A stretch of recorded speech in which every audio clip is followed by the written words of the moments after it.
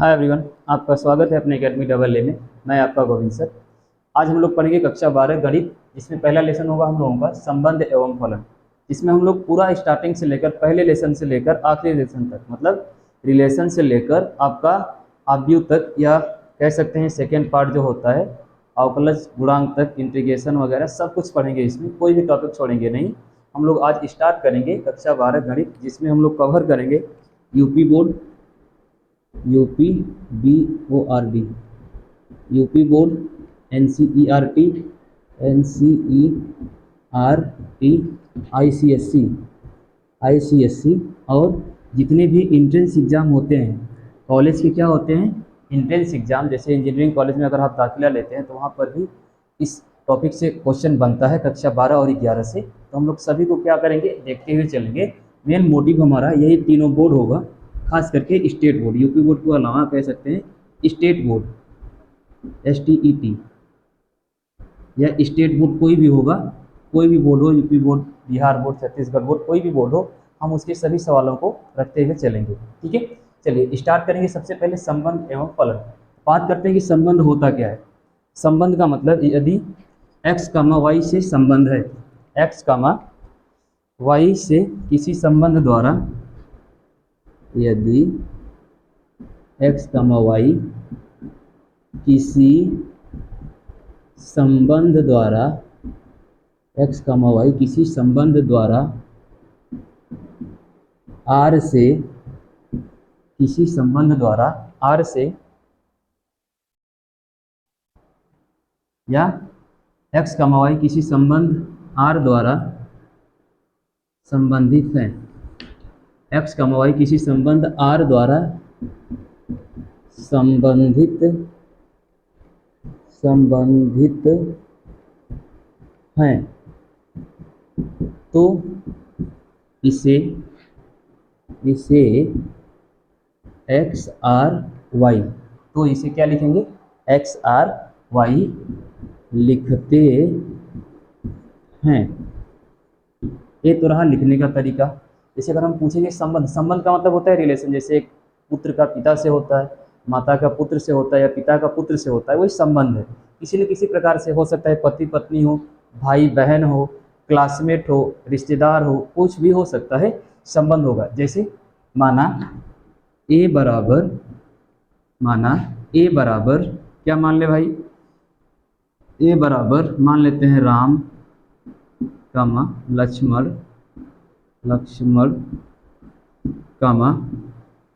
भरत, शत्रुघ्न।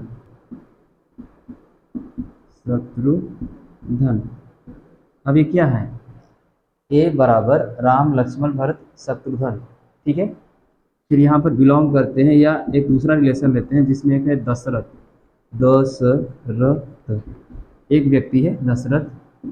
फिर आपका ले लेते हैं कैकेयी, कौशल्या, एक है सुमित्रा।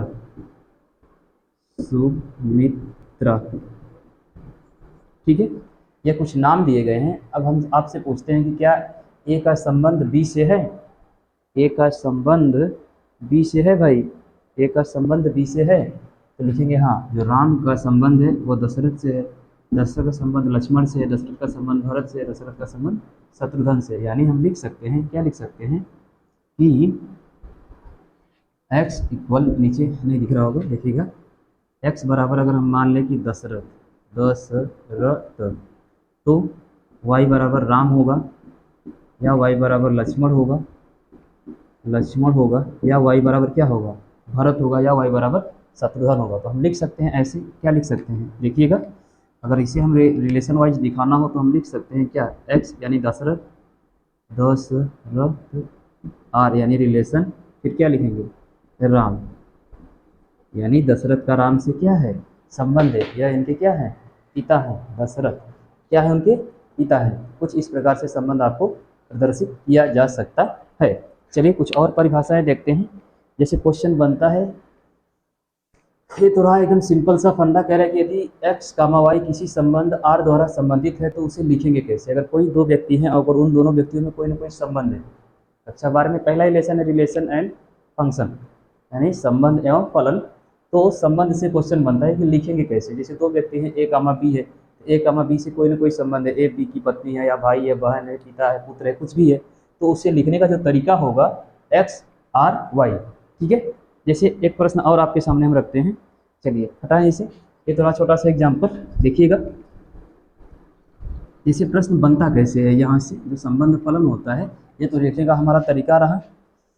जैसे और क्वेश्चन बन जाएगा यहाँ से, देखिएगा।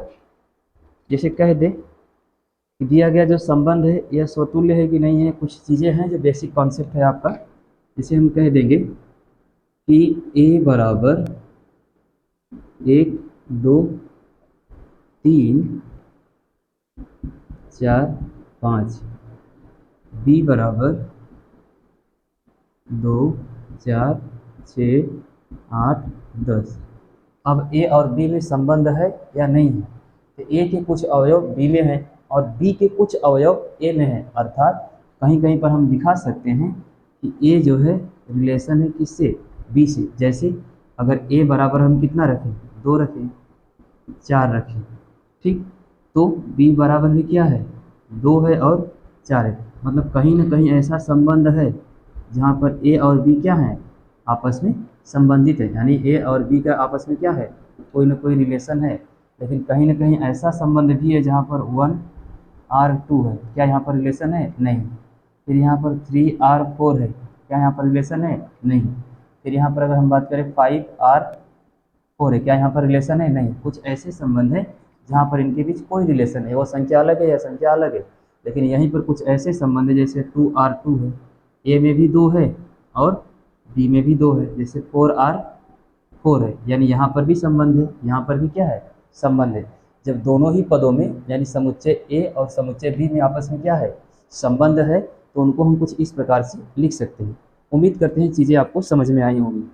ठीक है, चलिए अब बात आती है एक समुच्चय। जैसे ये जो हमने लिखा है ना, ये क्या है, समुच्चय।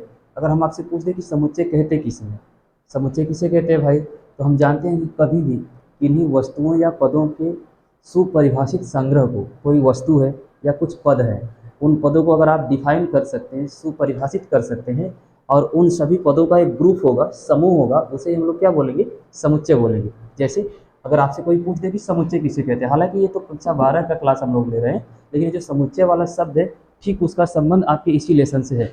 यानी कक्षा 11 का जो पहला लेसन था समुच्चय, और कक्षा 12 का जो पहला लेसन है संबंध, यह दोनों एक दूसरे के ठीक इक्वल है।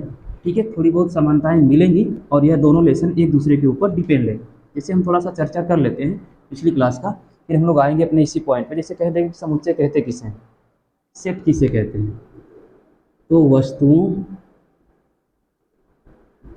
वस्तुओं या पदों के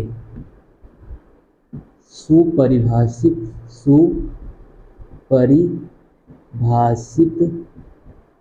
संग्रह को, सुपरिभाषित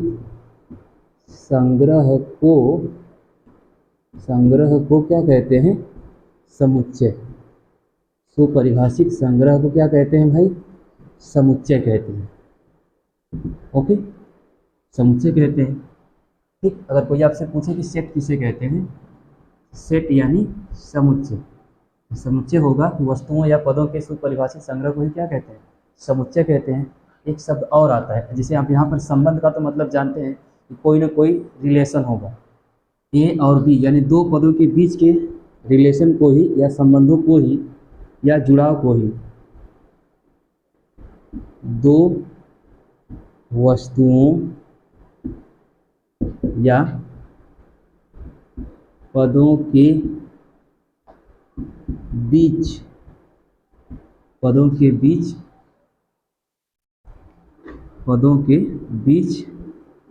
संयोग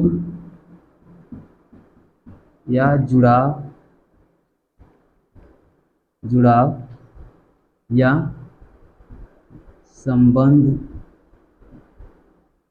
कुछ भी इन तीनों में से कोई एक, या जुड़ाव बोलें, संबंध बोलें या लगाव बोलें, लगाव भी कह सकते हैं, लगाव को ही क्या कहते हैं, संबंध कहते हैं। क्या कहते हैं भाई? संबंध। अगर कोई आपसे पूछे कि संबंध किसे कहते हैं, तो यहाँ पर भी दो वस्तुएं या पदों के बीच संयोग, जुड़ाव या लगाव को ही क्या कहते हैं? संबंध। जैसे हम हैं, हमारे पिताजी हैं, या हमारी मम्मी जी हैं, हमारा भाई है, बहन है, पुत्र है, पुत्री है, जो भी है, उनके बीच हमारा जो जुड़ाव है ना, जो लगाव है, उसे हम लोग क्या कहते हैं? संबंध कहते हैं। जैसे कक्षा 11 में आपने पढ़ा था कि वस्तुओं या पदों के बीच के सुपरिभाषित संग्रह को ही, यानी वहाँ पर ग्रुप हम लोग कलेक्ट कर रहे थे, इकट्ठा कर रहे थे, यानी ग्रुप को ही क्या कहते थे? समुच्चय कहते थे। यहाँ पर हम बताएंगे या हम जानते हैं कि दो पदों के बीच जो लगाव होता है या जो जुड़ाव होता है, उस जुड़ाव को ही क्या कहते हैं? संबंध कहते हैं। ठीक है, चलिए थोड़ा सा और आगे बढ़ें। अब यहाँ तक चीज़ें स्पष्ट हो गई हूँ। लगाव या संबंध ही क्या कहलाता है? संबंध कहलाता है। जुड़ाव ही क्या कहलाएगा? संबंध। अब जैसे एक है प्रतिलोम संबंध। यह तो हमारा सीधा सीधा आंसर किसका है? संबंध का। कभी आपसे पूछ दिया कि संबंध किसे कहते हैं, रिलेशन किसे कहते हैं, ठीक है, यह हो गया संबंध, यह हो गया हम लोगों का सेट यानी समुच्चय। ठीक है, अब एक है प्रतिलोम संबंध। प्रतिलोम, प्रतिलोम मीन्स क्या होता है भाई? विपरीत। क्या होता है? विपरीत। प्रतिलोम मतलब विपरीत होता है संबंध। अब विपरीत संबंध का मतलब, विपरीत संबंध जैसे x, y से किसी प्रकार संबंधित है, x, y से क्या है? किसी प्रकार संबंधित है, तो ठीक उसी प्रकार y जो है x से भी क्या होगा? संबंधित होगा, लेकिन संबंध क्या होगा? उल्टा होगा। जैसे दो वस्तुएं या वस्तुओं में जो संबंध, दो वस्तुओं में जो संबंध एक दूसरे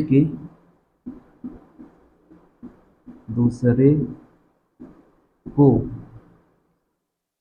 दो वस्तुओं में जो संबंध एक दूसरे को विपरीत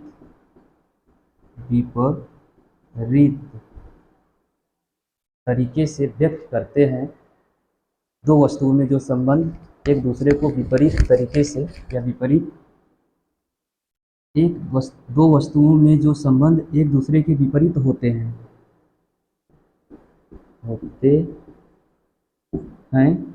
प्रतिलोम संबंध कहलाते हैं। जैसे लिख दे x, y की बहन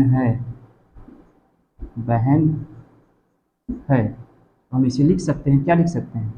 x और y। अब कौन किसकी बहन है? तो अगर हम x को ढक दे तो y की बहन है कौन? अगर इसको हटा दें तो y की बहन कौन है? x। यानी y जो है फिक्स नहीं है कि बहन मतलब लड़की है कि लड़का है। y जो है फिक्स नहीं है कि लड़की है कि लड़का है, लेकिन x जो है फिक्स है। x जो है क्या है? फिक्स है। अर्थात अगर इसको हम ढक लेते हैं तो y की बहन है। y की बहन कौन है? x है। अब x तो बहन है, क्लियर है, लेकिन y जो है लड़की है कि लड़का है, इसका कोई ज्ञान है नहीं है। अर्थात अब हम यहाँ से अपोजिट करें तो अगर x को हटाएं y करें तो x की बहन है। किसकी बहन है भाई? मालूम नहीं। अब विपरीत संबंध क्या होगा? अब x, y की बहन है, यहाँ पर तो क्लियर नहीं, लेकिन अगर ऐसे हो जाए x, y की बहन है, या इसी को उल्टा करके लिख दे y, x की बहन है। y, किसकी बहन है? x की। अब हम जब उल्टा करके लिख दिए कि x की बहन कौन है? y है। एक तरफ x, y की बहन है और दूसरी तरफ y, x की बहन है, यानी दोनों एक दूसरे के क्या हो गए? विपरीत हो गए, अपोजिट हो गए। x, y की बहन है, y, x की बहन है। यानी इसे हम चाहे तो x और y लिखें या y और x लिखें, दोनों संबंध क्या होगा? एक ही होगा। इस प्रकार के संबंध को क्या कहते हैं? विपरीत संबंध। चाहे आप x और y करिए, चाहे y और x करिए, रिलेशन सेम आएगा। ऐसे संबंध को क्या बोलेंगे? विपरीत या प्रतिलोम संबंध। ठीक है, प्रतिलोम संबंध कहते हैं किसे हैं? तो r, a से b में एक संबंध है जहां r, x, y। चीजें समझ में आई? चलिए हटाएं इसे, देखिएगा कुछ चीज़ें और है। या प्रतिलोम संबंध को और हम कैसे डिफाइन कर सकते हैं? ये तो सबसे आसान तरीका रहा। अगर हम बात करें बुक की, हटाते हैं इसको और प्रतिलोम संबंध को एक बार फिर से बताने का प्रयास करते हैं। उम्मीद करते हैं कि समुच्चय और संबंध आपको जरूर समझ में आए होंगे। कुछ छोटी छोटी चीज़ें हैं जिस पर हम लोग एक बार चर्चा कर लेते हैं, फिर सवालों को लगाया जाएगा। ठीक है, चलिए प्रतिलोम संबंध टॉपिक है हम लोगों का, प्रतिलोम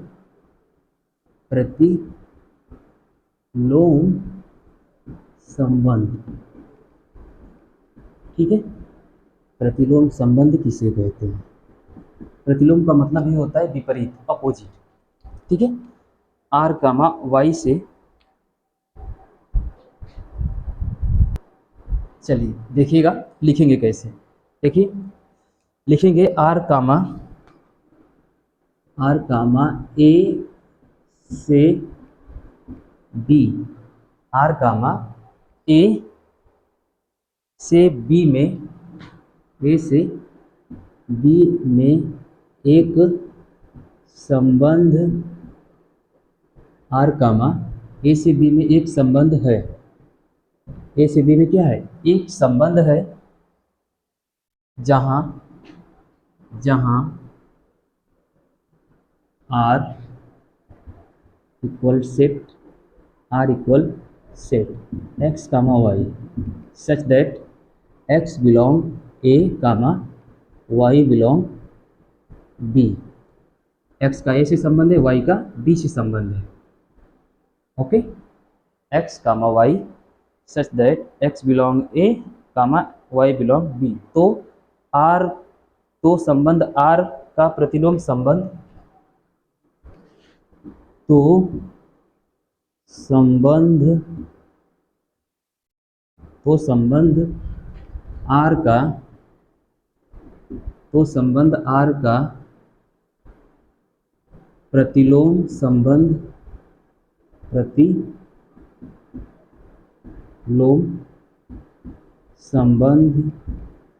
वह समुच्चय होगा,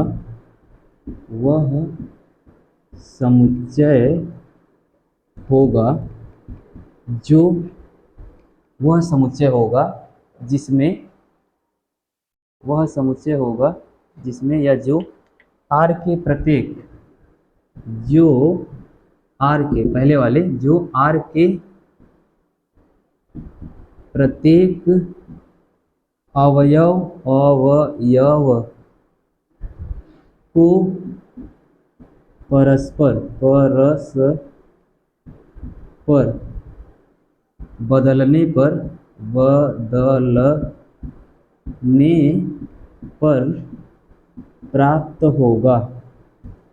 प्राप्त होगा, जिसे आर इनवर्स से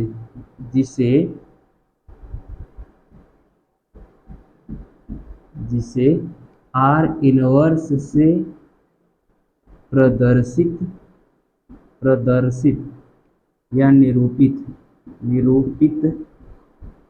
करेंगे। क्लियर? हमने क्या बताया? हमने बताया कि प्रतिलोम संबंध वह संबंध है जिसमें मान लेते हैं आर ए से बी में एक संबंध है जहां आर बराबर एक्स कामा वाई है, सच दैट एक्स बिलोंग ए, यानी एक्स का ए से कोई ना कोई संबंध है और वाई का क्या है? बी से कोई ना कोई संबंध है। तो संबंध आर का प्रतिलोम संबंध वह समुच्चय होगा जो आर के प्रत्येक अवयव को परस्पर बदलने पर प्राप्त होगा। यानी आर का जो अवयव है ना एक्स कामा वाई, अगर इसको हम वाई कामा एक्स कर देंगे तो जो हमें समुच्चय मिलेगा वही समुच्चय इस आर का क्या होगा? प्रतिलोम समुच्चय, जिसे हम लोग किससे निरूपित करेंगे? आर इनवर्स से। नहीं समझ में आया? कहने का मतलब किसी भी संख्या का अगर कोई आपको प्रतिलोम निकालना है, जैसे हम कह दें केवल एक संख्या है 5, अब इसका प्रतिलोम निकालना है तो केवल और संख्या 5 है तो इसका प्रतिलोम क्या होगा? तो 1/5, यानी संख्या 1 का क्या है? गुणन है। 1 में 5 को गुणा करेंगे 1 आएगा। अब 1 का मतलब 5 का प्रतिलोम अगर आप निकालेंगे तो 1/5 हो जाएगा। क्यों? क्योंकि 1 में जब हम 5 का गुणा करते हैं तो 5 ही आता है, लेकिन जब इसका हम प्रतिलोम निकालेंगे तो 1/5 क्या हो जाएगा? 5 हो जाएगा। अगर कोई संख्या गुणे में है, भाग में हो जाएगी, प्लस में है तो माइनस में हो जाएगी। प्रतिलोम का मतलब होता है विपरीत। अगर कोई संख्या माइनस में है तो प्लस में होगी, भाग में है तो गुणा में होगी, अगर माइनस में है तो प्लस में होगी, अब प्लस में है तो माइनस में होगी, भाग में है तो गुणा में होगी, अगर गुणा में है तो भाग में हो जाएगी। यानी संख्या किसी भी अवस्था में है, अगर सामान्य है यानी गुणे में है तो इनवर्स यानी भाग में हो जाएगी, प्लस में है तो माइनस में हो जाएगी। प्रतिलोम का मतलब होता है विपरीत संबंध। अगर कोई संख्या धनात्मक है तो वह ऋणात्मक हो जाएगी, कोई संख्या ऋणात्मक है तो वह धनात्मक हो जाएगी। यह होता है उसका प्रतिलोम संबंध। उम्मीद करते हैं टॉपिक समझ में आया होगा। प्रतिलोम संबंध का मतलब होता है अपोजिट। कोई संख्या अगर गुणे में है तो भाग में होगी, भाग में है तो गुणे में होगी। अगर कोई संख्या प्लस में है तो माइनस में होगी, माइनस में है प्लस में होगी। क्लियर? प्रतिलोम संबंध समझ में आया? अगर कुछ चीज़ें रह गई है इसको एक बार फिर से रिपीट करिएगा, देखिएगा, समझिएगा। नहीं होगा जब हम लोग सवाल लगाएंगे अपने आप समझ में आएगा। फिलहाल बस इतना समझिए, यहाँ पर यह इंटू में है, यहाँ पर डिवाइड में हो गया, प्लस में होता तो माइनस में हो जाता है, खत्म। क्लियर? चलिए अब एक टॉपिक है सममिति संबंध। हटाएं इसे। आप चाहें तो इसका स्क्रीनशॉट बना सकते हैं। चीज़ें एकदम आसान है। अगर कोई संख्या गुणे में है भाग में होगी, प्लस में है माइनस में होगी, माइनस में है तो प्लस में होगी, भाग में है तो गुणे में होगी। कौन सा संबंध? प्रतिलोम संबंध। चलिए अगला संबंध है सममिति संबंध। हटाएं इसे, देखिएगा। पहले हम छोटा छोटा करके टॉपिक पर चर्चा कर लेते हैं, इसके बाद सवालों को लगाया जाएगा। ठीक है? अगला संबंध है हम लोगों का सममिति या सममति। सममति का मतलब नाम से ही पता चल रहा है, जो संबंध x और y में है यदि वही संबंध y और x में हो तो उसे क्या बोलेंगे? सममति। सममति कौन सा संबंध? सममति। यदि x, y में यदि x, जो संबंध, या ऐसे भी लिख सकते हैं, थोड़ा लंबा हो जाएगा, जो संबंध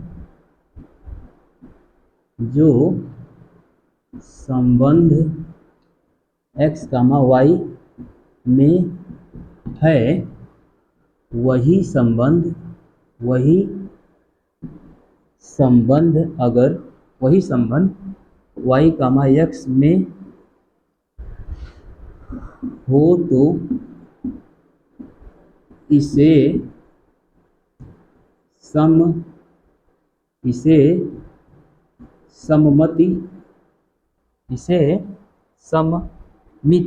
सम्मति नहीं सममित है, सॉरी, सममित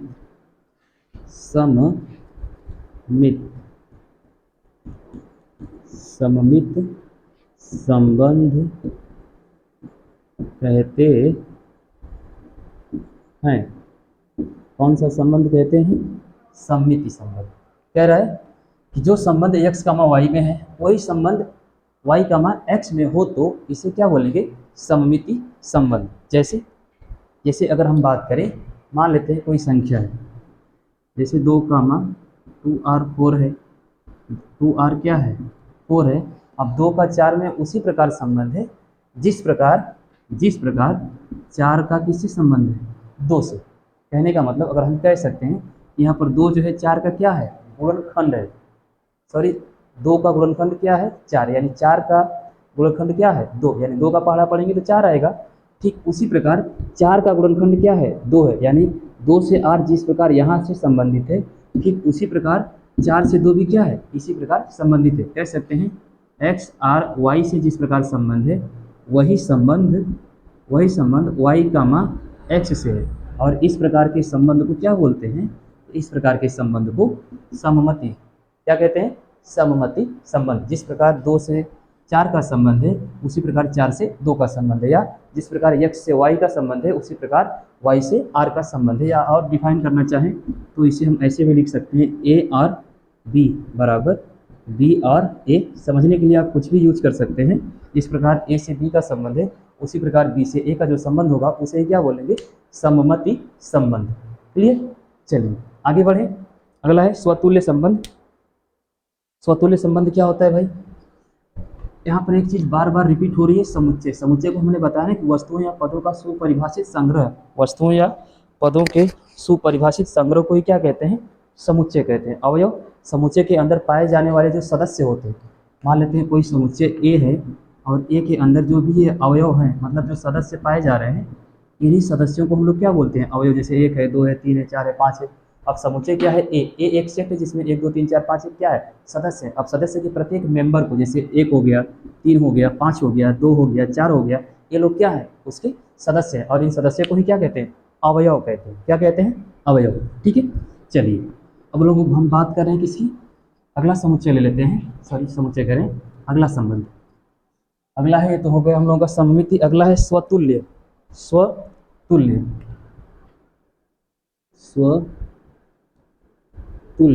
अगर शब्दों पर अगर आप ध्यान दें, स्वतुल्य संबंध, यह कौन सा संबंध है भाई?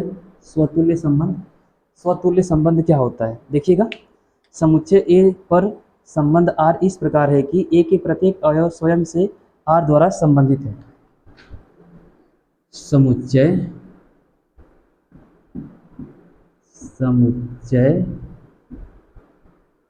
ए पर आर इस प्रकार संबंधित है। समुच्चय ए पर, चलिए देखिएगा, समुच्चय ए पर आर, समुच्चय ए पर आर द्वारा, सॉरी, समुच्चय ए पर संबंध आर, संबंध आर इस प्रकार